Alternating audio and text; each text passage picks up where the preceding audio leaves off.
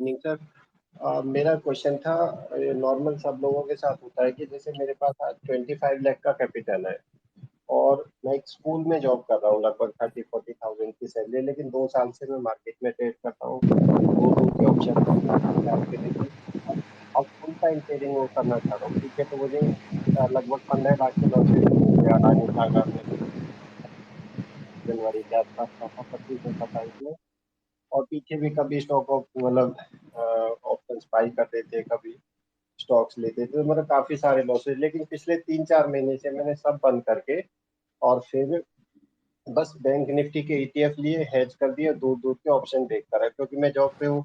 लेकिन सर पूछना चाह रहा हूँ, मैं 25 लाख के कैपिटल से मैं मार्केट में अगर आ जाऊँ, मेरी एक्सपेक्टेशन भी ज्यादा नहीं है, अगर मैं एक साल तक 30-40 थाउजेंड भी अर्न कर लूँ यहाँ से, तो फिर नेक्स्ट ईयर तो डबल हो जाएगा मे बी, अगर मैं सीख जाऊंगा। तो क्या सर मैं सही सोच रहा हूँ? कैपिटल जैसे सर 25 लाख है और अभी सैलरी हमारी ज्यादा नहीं है, 30-40 थाउजेंड सैलरी है, 40 थाउजेंड। तो मैं उतरना चाह रहा हूँ मार्केट में, मतलब ये बहुतों के मन में हो सकता है सर, बिजनेस के मन में। हालांकि मेरे सर ने शुरू शुरू में बताया था कि अगर आदमी को उतरना है बिजनेस को, किसी को भी, तो लगभग 30 लाख के कैपिटल के आसपास उतरे। तो वो मेरा टारगेट था, वो मैंने अचीव कर लिया, इकट्ठा कर लिया अपना। और मैं इसमें आफ्टर सम मंथ में फुल टाइम ट्रेडिंग में उतरना चाह रहा हूँ। अभी देखो मैं मैं ना स्कूल में रहता इस हूँ, पे तो जैसे फुल दूर टाइम दूर के ट्रेडिंग वाले ऑप्शन। पे मैं बता सकता हूँ कुछ। जी सर। देखो फुल टाइम ट्रेडिंग पे तो मेरा जो ऑब्जर्वेशन है या जो मेरा मानना है, मैं इसलिए हमेशा बोलता हूँ मेरा मानना गलत भी हो हाँ। सकता है। हर किसी का अलग मानना इस मार्केट में होता है, क्योंकि हर किसी के हालात और कंडीशन अलग हैं। तो आप फुल टाइम ट्रेडिंग आपको अपना जजमेंट खुद करना पड़ेगा, आप उसको जनरलाइज नहीं कर सकते। कैसे? उसके 3-4 फैक्टर हैं जो बस आपको देखने हैं, जो मैं हमेशा बोलता हूँ। पहला फैक्टर आपका रिस्क एपेटाइट।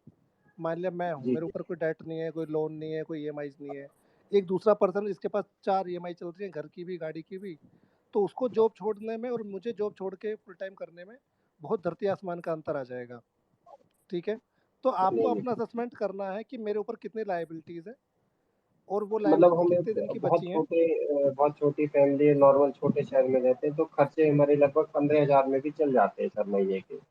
और नहीं, वो 15 से 20 मामला हजार 15,000 का नहीं है, मामला वो है कि जब वो 15,000 भी नहीं आएँगे और जिस महीने 50,000 अकाउंट में से भी चले जाएँगे ड्रॉ डाउन में, मामला वहाँ हाँ का है हाँ। सारा खेल।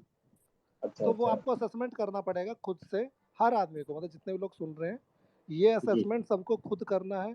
इसमें 3-4 फैक्टर काम करते हैं। एक आप फैक्टर नंबर 1, आपके ऊपर कितना लोन या डेट है, आप कितने कर्जे में हो या आप कर्जे में नहीं हो, पहला फैक्टर ये हो गया। हाँ। दूसरा फैक्टर, आपका फैमिली बैकग्राउंड कैसा है। जैसे मैं हमेशा बोलता हूँ, मैं typical conservative middle class farmer family से बिलोंग करता हूँ, वेस्टर्न यूपी की, जहाँ पे बिजनेस या कुछ भी चीज़ बहुत बुरी मानी जाती है। सरकारी नौकरी सिपाही की भी बहुत ज़्यादा अच्छी मानी जाती है। मतलब 20-30 करोड़ का आदमी को शादी नहीं करेंगे हमारे यहाँ, सिपाही से शादी कर लेंगे। वो उसको ज़्यादा वो समझते हैं कि भाई सिक्योरिटी है काइंड ऑफ। अब मान लिया मितेश भाई का कल्चर है गुजरात में, वहाँ पूरा बिजनेस कल्चर है, वो लोग उसको प्रमोट करते हैं। तो आपको वो भी दूसरा फैक्टर, आपका फैमिली बैकग्राउंड किस टाइप का है। क्योंकि अगर मितेश भाई के कल्चर में जहाँ पूरा बिजनेस कल्चर है, वहाँ अगर कुछ पैसा चला भी गया 8-10% कैपिटल का, 20%, तो उन्हें पता है बिजनेस में सब चलता रहता है। बट मैं जिस फैमिली से बिलोंग करता हूँ, उनका बस ये मानना है एफडी से अलावा दुनिया में कहीं भी पैसा सेफ नहीं है। 1% रुपया भी चला गया तो उन्हें लगता है लॉस क्यों हो गया। तो दूसरा फैक्टर हो गया आपका फैमिली बैकग्राउंड कैसा है। जी तीसरी चीज़, तीसरा फैक्टर, ये मैं 4 फैक्टर बता रहा हूँ ताकि आप अपना असेसमेंट कर सको कि आपको फुल टाइम ट्रेडिंग में कब जाना चाहिए, इन चारों फैक्टर को असेसमेंट करके। तीसरा फैक्टर, आप किस तरीके से रहते हो फैमिली में। इसको ये बहुत ना एक यूनिक सी चीज़ है जो बहुत से लोग हाँ। वो नहीं करते हैं गौर। एक है न्यूक्लियर फैमिली, कि आप अकेले रहते हो, सर्वे सर्वा आप ही हो। कल को अगर बर्बाद हाँ। हो गए स्टॉक मार्केट में, जिसमें होने में टाइम नहीं लगता है, बिल्कुल भी टाइम नहीं लगेगा, 1 महीना ही चाहिए बस, सारा कैपिटल स्वाहा। तो उस और मैं। कंडीशन में अगर आप ही ब्रेड अर्नर हो, तो फिर बहुत डिफिकल्ट है रिस्क लेने। लेकिन अगर आप किसी जॉइंट फैमिली में रहते हो, कि जहाँ आपने अगर 6 महीने नहीं भी कमाया, तो आपको कोई दिक्कत नहीं कि फैमिली के, चलो जॉइंट फैमिली में रहता हूँ तो खाना खर्चा तो मेरे घर से चल ही रहा है, मम्मी पापा है या पूरी बड़ी जॉइंट फैमिली है। तो एक ये फैक्टर बहुत डिपेंड करता है।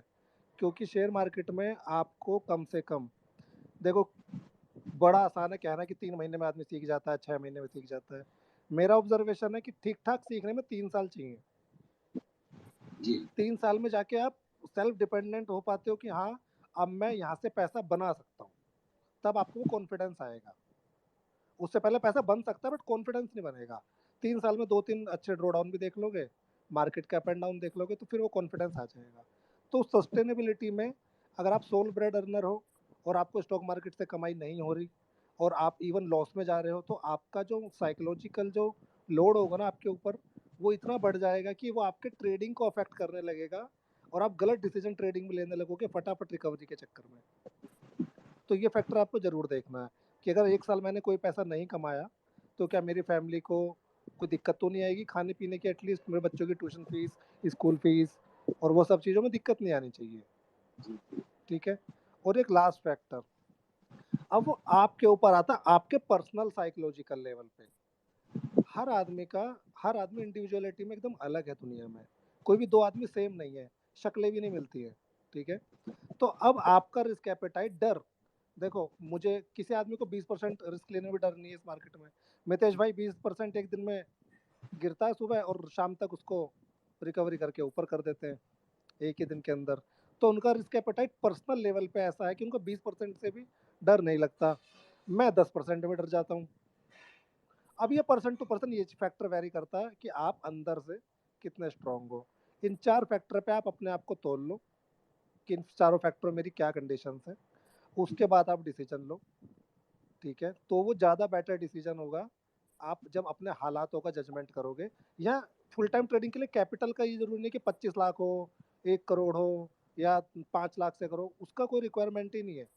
सारा रिक्वायरमेंट है आपके बैकग्राउंड का और आपकी रिस्क टेकिंग एबिलिटी का। क्या आप उसके लिए रेडी हो मेंटली? तो आप फुल टाइम ट्रेडिंग 10 लाख से भी शुरू कर लो, कोई दिक्कत नहीं है। लेकिन अगर आप मेंटली और फिजिकली रेडी नहीं हो और बैकग्राउंड से रेडी नहीं हो, तो फिर 25 लाख में भी प्रॉब्लम है।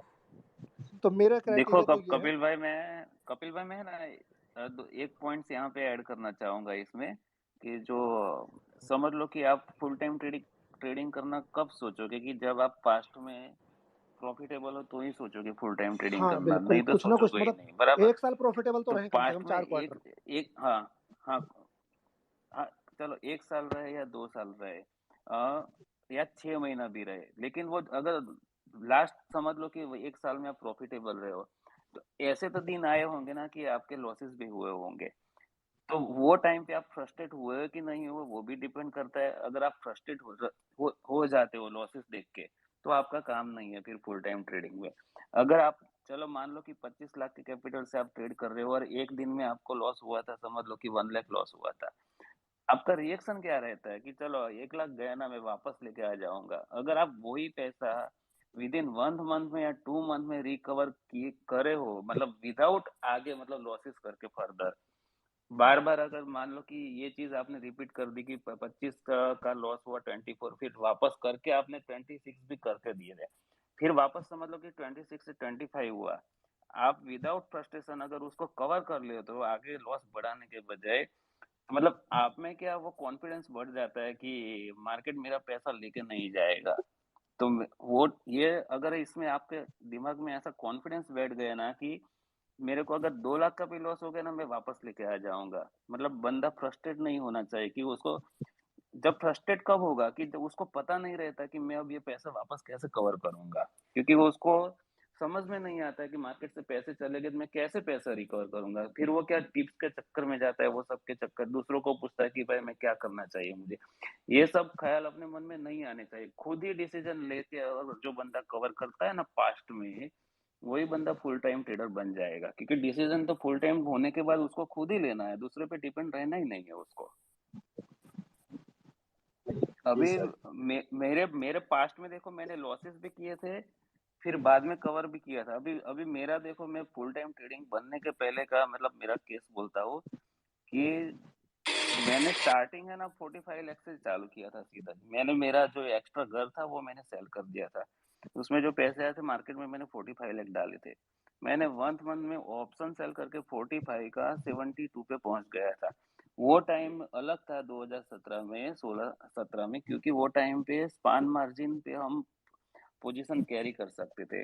अभी जो मार्जिन लग रहे हैं इतने भी मार्जिन वहां वो टाइम पे नहीं थे। अगर मैं आज की डेट में बोलूँ तो 16,000 कैपिटल पे मैं 25 का लॉट कैरी कर सकता था बैंक निफ्टी का, ऐसा समझ लो कि। और ये जो अभी 2022 में जब अपना 2023 अभी जो 15 का लॉट हुआ उसके पहले 25 का था ना, तो हमको वो लॉट सेल करने के लिए 1 लाख मार्जिन लगता था। 2017 में वही लॉट सेल करने के लिए 16,000 लगते थे, ओनली विथ स्पान मार्जिन। तो वो टाइम पे मैंने 45 से 71 भी बनाए थे। फिर एक दिन ऐसा हुआ कि मैं कॉल सेल करके गया था और अपना मूडीज ने है ना इंडिया का रेटिंग अपग्रेड किया था आफ्टर मार्केट आवर्स। तो दूसरे दिन बैंक निफ्टी सीधा 3 या 4% गैप अप ओपन हुआ, उसमें मेरे 72 से मैं वापस 50 पे आ गया सीधा। लेकिन वो टाइम पे क्या मैं फ्रस्ट्रेट नहीं हुआ, और वही जो 22 का जो मुझे लॉस हुआ था विद इन 1 मंथ में मैंने वापस कवर किया था उसको विदाउट फ्रस्ट्रेशन। उसके बाद मैंने डिसीजन लिया था कि मैं अब कर सकता हूँ अभी फुल टाइम ट्रेडिंग। नहीं, अगर मान लो कि मैं फ्रस्ट्रेट होकर अगर वो 50 का 40 हो चुका होता, 35 होता ना, तो मैं कभी डिसीजन नहीं लेता ट्रेडर बनने का फुल टाइम। ये जो आपका कॉन्फिडेंस है ना, आपको आना चाहिए कि वापस गया है मार्केट में तो वापस कैसे लाना है, वो आपके ऊपर है। अगर आपने पास्ट में ऐसा काम 1-2 बार किया है, 2-3 बार, तो आप डिसीजन ले सकते हो फुल टाइम ट्रेडर बनने का। जी थैंक यू सर। सर मतलब वो वेरी कॉन्फिडेंस थैंक आपके यू सर। अंदर ही होना चाहिए। दूसरे ने बिल्कुल बोला और कवर कर दिया वो नहीं चलेगा। कि दूसरे मेरे दोस्त ने मुझे बोला था कि अभी तू लॉन्ग कर ले तेरा पैसा बन जाएगा, वो नहीं चलेगा। आपके खुद के डिसीजन के बेस पे अगर आपने पैसे बनाए तो ही फुल टाइम ट्रेडिंग का डिसीजन लो। नहीं, बिल्कुल सर। एक मैं थोड़ी-सी बात ऐड करूँगा, जैसे ये जनवरी में जब अडानी सागा हुआ था, तो उसमें मुझे 1-2 दिन में, क्योंकि वाइफ के थ्रू करवाता था, मैं स्कूल में रहता था, तो साढ़े 4-5 लाख का लॉस था। और अब विक्स ये ई प्रीमियम भी बहुत कम है, लेकिन मैंने उसके बाद क्या किया, 16,817 पे जितने भी पैसे थे मेरे सारे ईटीएफ में लगा दिए। बैंक निफ्टी और निफ्टी के ईटीएफ लिए, ऊपर से कवर्ड कॉल करता रहा, नीचे से पुट देखता रहा, और करते मतलब इन 2 वीक्स में भी मैंने बहुत पैसे, मुझे 3-4 लाख रुपए से ज्यादा के कवर हुए।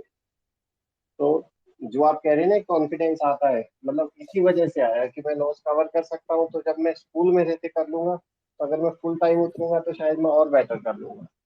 और फिर आप सबके स्क्रीनशॉट देखता रहता हूँ एक्सपायरीज के, बहुत मोटिवेशन मिलता है। अब अभी देखो एक बहुत अगर दूर आप के ही देखता हूँ मैं सर, 5-5 रुपए वाले, 3 रुपए वाले, जहाँ बहुत सेफ, मतलब ये सोच के कि बस देना नहीं है, 3 रुपए वाले मिल जाए, 2 वाले मिल जाए, 5 वाले मिल जाए, दूर दूर के, जिनमें बहुत ज्यादा एडजस्टमेंट की नीड नहीं होती है। देखो, अगर आप आपका जो सैलरी आ रहा है उससे अगर ज्यादा मार्केट से कमा सकते हो तो आप डिसीजन ले सकते हो फुल टाइम ट्रेडर बनने का। अगर हाँ उससे सर। कम आ रहा है तो मत लो। नहीं सर, फरवरी के बाद से कंटिन्यू मतलब ठीक ठीक चल रहा है, जो लॉसेस थे वो गलतियां समझ आने लगी।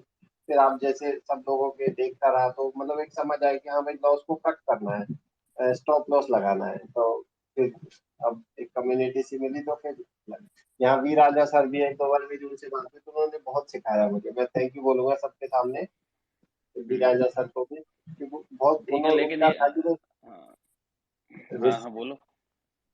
मतलब उनका एक ही कोट था कि भाई पोर्टफोलियो में डेंट नहीं लेना, रिस्क नहीं लेना, बहुत दूर दूर के देखते रहो, कम कमेगा लेकिन स्लो चलते रहो, स्लो एंड स्टेडी। तो उसे बहुत कॉन्फिडेंस आने लगा। तो ठीक है, थैंक यू लेकिन अभी अभी। एक चीज देख लेना कि आपके स्कूल के प्रिंसिपल भी शायद ये स्पेस ना सुन रहे हो, उतना देख नहीं लेना। नहीं, वाइफ के थ्रू भी कराता हूँ थोड़ा सा, वाइफ भी करती है। Okay sir, thank you sir thank you. Giving me